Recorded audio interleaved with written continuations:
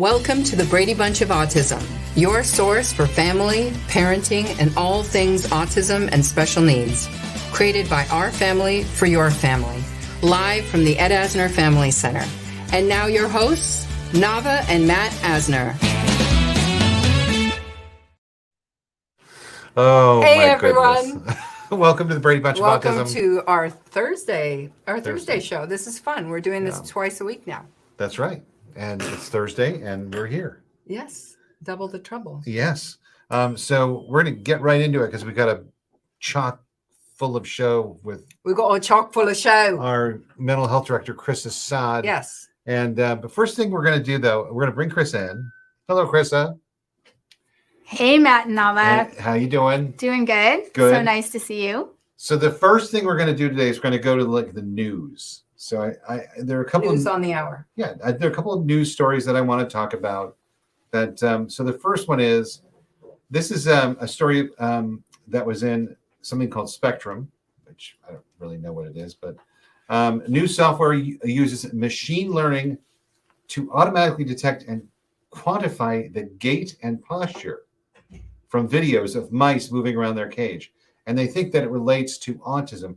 And it's interesting when I read this article, so basically they have mice that they believe have autism that are walking this maze, and they actually see a difference in their gait and in their posture between the other mice.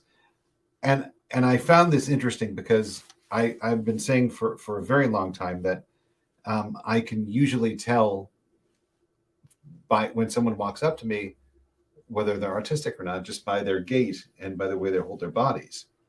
And I think there's that's a pretty big statement. Well, I mean, I don't know.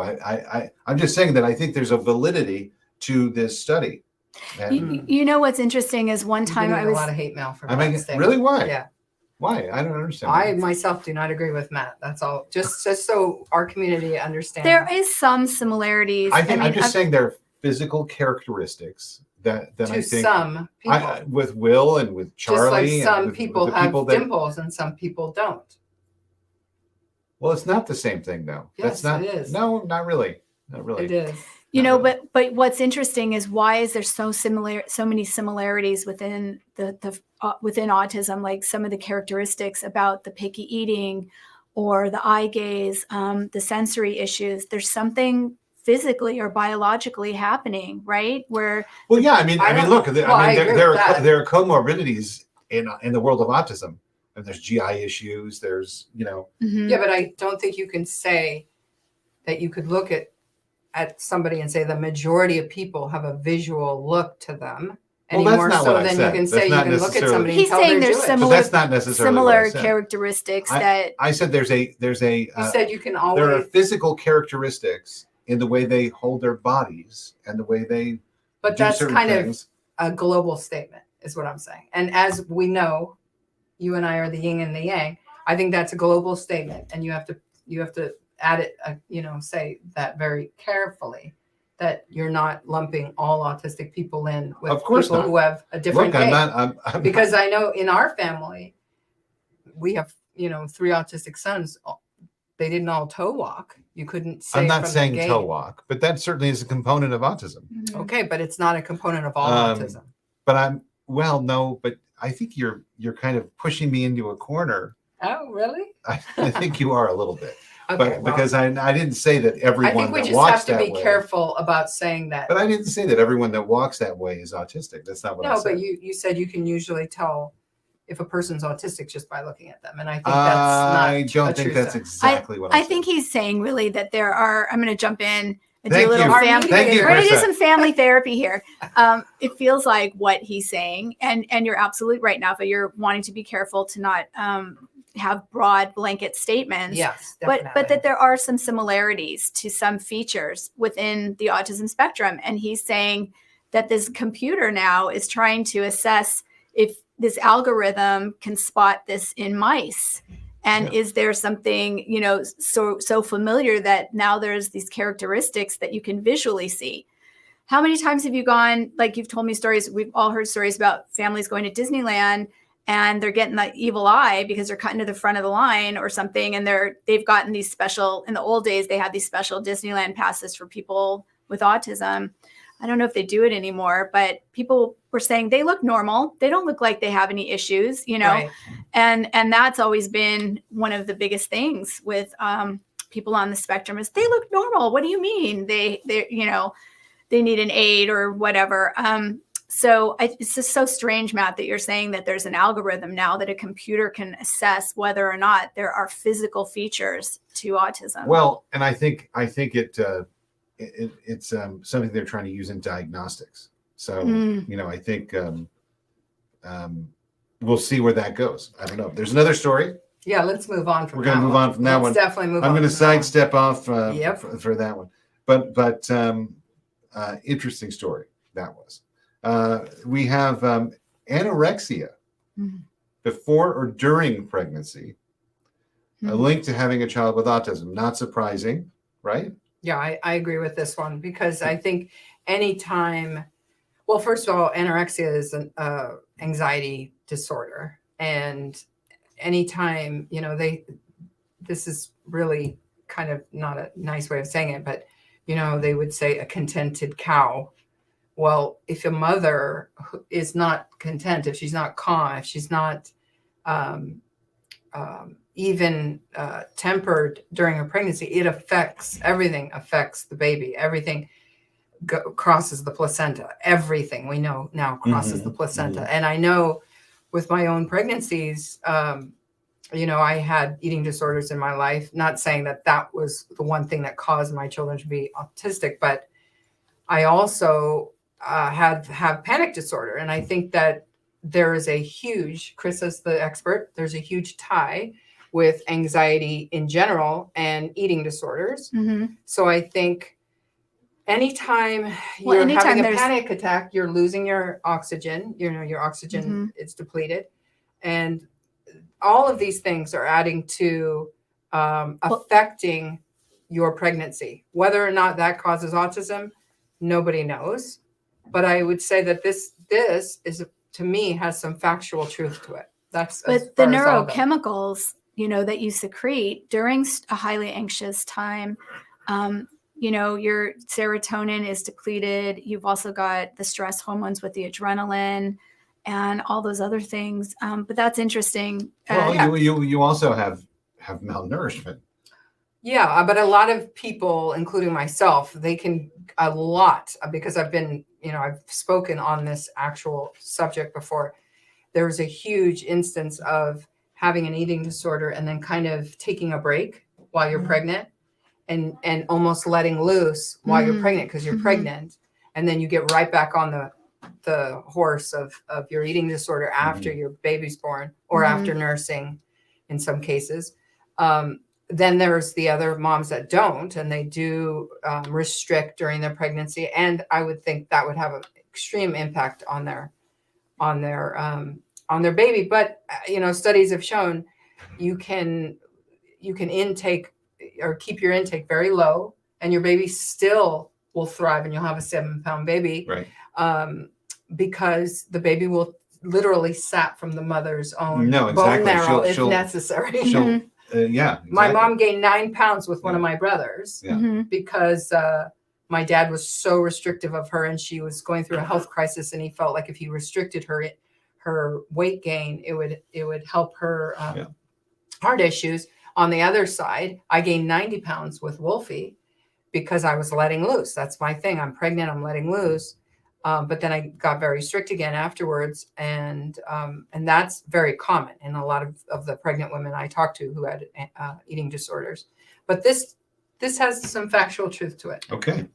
The next one, last one, and then we'll switch to our topic of the day, which is love. A little more uplifting. Which is love. Which is a little more uplifting. No, this is an interesting one. And I really believe this. Limiting screen time in infants may decrease risk of autism spectrum disorder, study finds. Oy. So when they're very, very young, to limit the time that they're on iPads or iPhones may decrease the risk of autism. Now, I think that we should be limiting screen time for everyone, and myself included. I think that we're all on our screens way too much, and it's hard to actually remember a time when we didn't have those screens, isn't it? I mean, I'm in Well, my I think I'm our in my old- 50s, I think our oldest children too had a different, even our oldest children right? had a different kind of 1 to 3 than our younger guys did. Well, yeah. I mean, people. I mean, it's a very different Well, world. It's a very different world right now. A good I mean, example is you and I are really enjoying the Olympics, and we've been watching it every night. And Yeah. every single time it's on, we're saying to all of the kids who are in the house at the time, come watch with us. The Olympics, it's so much fun. Come watch with us. And every time they walk by us with their device, like, yeah, I'm good, or I don't want to watch, or I'm whatever. not interested in that. Yeah, and Matt But of and course, I, that in itself is screen time too. right. But we were talking about how as kids, when the Olympics were on, I remember I lived in a camper. We didn't have television, but my dad would literally pull into a place where he could plug in order to watch the Olympics. So, we didn't have these distractions. So Yeah. the Olympics were a big deal to us. Are you watching the Olympics, Chrisa? No, Oh, no. They're Oh actually my really fun. gosh. I do remember that feeling. I mean, Matt, I'm the same age as you. And the thing is that was all we had. And to Yeah, watch exactly. the Olympics as a family, and we would get pizza or have spaghetti, and we would all sit down as a family and just Yeah. watch and cheer everyone on. But you're right, Navah, we have 1,000 more distractions. Yes, We have absolutely. 5 million channels of Netflix, Hulu, Amazon Prime, right? So there's too much content out there. Well, and we get it in shorter bites. Shorter now, bits. well, Yeah. Video, YouTube. We can go back and watch whatever we Well, want. on no, YouTube. and our TikTok attention and- spans have. And our attention spans are 10 seconds, 15 Yeah. seconds, 30 seconds. Mhm. And I don't know. I just remember when I was a kid, and I wasn't, I wasn't. I watched a lot of TV when I was a kid, but when I was, in the afternoon, it was playtime. You go outside and play. You go out. Bye, Mom, I'm going out and play. And you'd be out for hours until dinner time. You'd be outside playing. And kids don't do that anymore. It's not. That's not part of the. And that's why the increase in obesity in young people. Yeah, and it's unfortunate. I mean, I'm not the first person saying that for sure. I mean, I've heard many people say that. So I'm going to tell you a story about my niece. She's 11 years old. And we went to Joshua Tree this past weekend, and we took the phone away. We put it on airplane mode because you don't get signal in the middle of the desert. And but she was still very interested, not in texting and checking email, but she was very interested in making her Instagram photo collages. So it wasn't like she was seeing the lens. She did. I mean, she put her phone away at some point, but she was seeing the lens through how can I make Instagram, videos and stuff like that. But that is this world that we live in, where it's like it doesn't really happen unless it's on Instagram. And so many of the experiences we're having are through the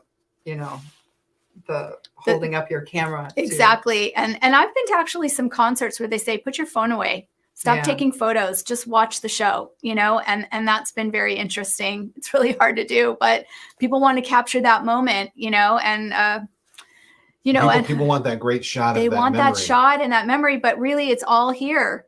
It's all here. How often do you go back? Well, we go back and we do look at our photos a lot, but still experiencing the moment is different. No, that's interesting because it is different. And I was a photographer when I was younger, and I took a lot of film pictures.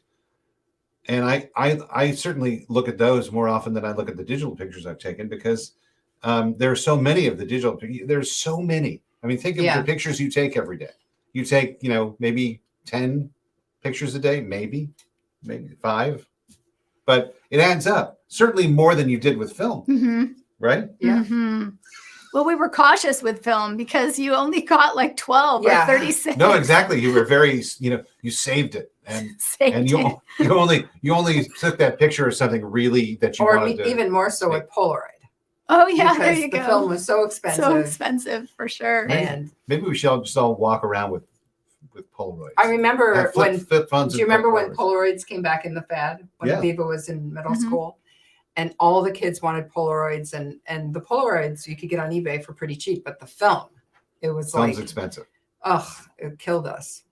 It was Yeah. American Girl dolls and the Polaroids Yeah. that got me. Really? American Girl dolls. Yeah. Wow. Everyone was into that. But what's really weird is you cannot capture that moment. It's really a sensation that your brain takes in. You experience it. You cannot capture all the senses in that flat image of a photo. We have video now. We might be able to record some shows or, concerts or experiences, but still, it's all the senses experiencing it. And that's what you truly remember. Okay, well, now we're going to segue. This is our segue. This is our.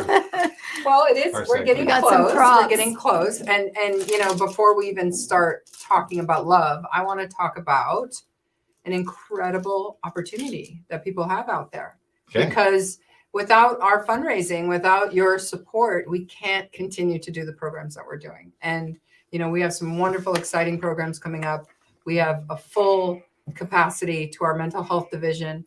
And right now we have a wonderful opportunity for you guys to get your Valentine's cards, and you don't even have to leave you can do it on your phone. On your screens. Yes, get back on your screens because this is important. So go to www.teafc.org and you can choose from two of our amazing autistic artists who are taught by our equally amazing art director, Aviva Paskowitz, and you can get a virtual Valentine sent to your loved one or to your coworker or to Steve. You can send Steve a Valentine. Do you get it sent to your email or also can you text people? No, they will send to your recipient. I think it's by email. By email only. Okay. And you can customize each one. You can put a little customized note in each one, and it's $10 a Valentine. Mm-hmm. It's a great deal. Very nice. And you can do that up until the 13th. So bring it on. And it's www.teafc.org/Valentine. Oh, it's loved. Yes. Oh my God. Oh my gosh, you almost blew it. Let me take that off. Hold on. I'm going to recreate So, it. Chrisa, what is Valentine's? Let's talk a little bit about. Yes. So today's topic, is inspired. We had such a great show last week that we were talking about the dating spectrum. And also, we're coming closer to Valentine's Day. So, of course, everyone's talking about love. Love is in the air, or how to celebrate your loved ones. But love doesn't always have to be with another person in a relationship or your spouse. I mean, there's so many other ways to express love. And you even said earlier today about self-love as well, which is definitely the greatest love of all. Very, very important. As Whitney said. Because if you don't really care about yourself, how is it that you're going to be able to love somebody else? But then there's unconditional love and there's all sorts of different versions. So I would like to ask you both, I'm going to use you as test subjects. What is love? What does love mean? Let's define it. And just in a nutshell, that's a pretty global statement. So what does love mean to each of us? That's a huge, it's hard to say, right? But it's something we feel. Well, I think it's a lot of things. Well, what if you could only pick one thing? It's very tricky if you think about it. I think a couple sentences is fine. I know what I would say. What would you say? I would say love is patience. Oh, that's good. And it's very hard to define, right? I think tempering your patience. I think love is safety. Safety, yes. Yeah, safe and comfortable. Great. Well, no, I think love is having a safe place. So being vulnerable, emotionally, being able to lower your guard, lower your defenses. Trust, right? Trust is also in there. So there's love between a parent and a child, and that's where we first learn about love. Mm-hmm. And as the dating spectrum classes come up, we're going to start to define this too, because it's important for people to say, you talk about love all the time, but really, what is it? What is it? What does it include? And so some of the characteristics are intimacy, perhaps passion or commitment, but also it involves caring, closeness, like you guys said, safety and protectiveness, trust. So it's basically, an emotion, but then we show it externally sometimes.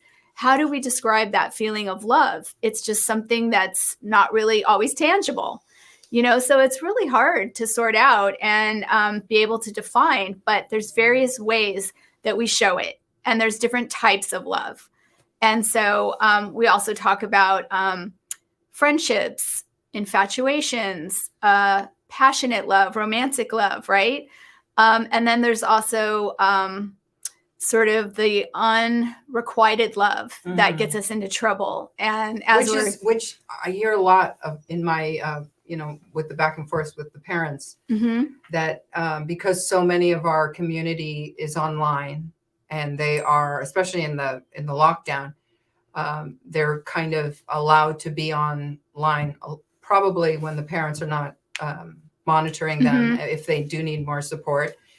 And so there's a lot of kind of parallel relationships going on, where a person who becomes infatuated with somebody, and they think because somebody might have, we had a lot of instances at camp even where our campers would ask a counselor or a volunteer, especially with the volunteers because they were very young, can I have your phone number? And then the volunteers or the counselors would give the participants, the campers, their phone numbers if they wanted to text them or whatever. And I really put a stop to that after the first couple weeks, because we had a lot of confusion, and there was a lot of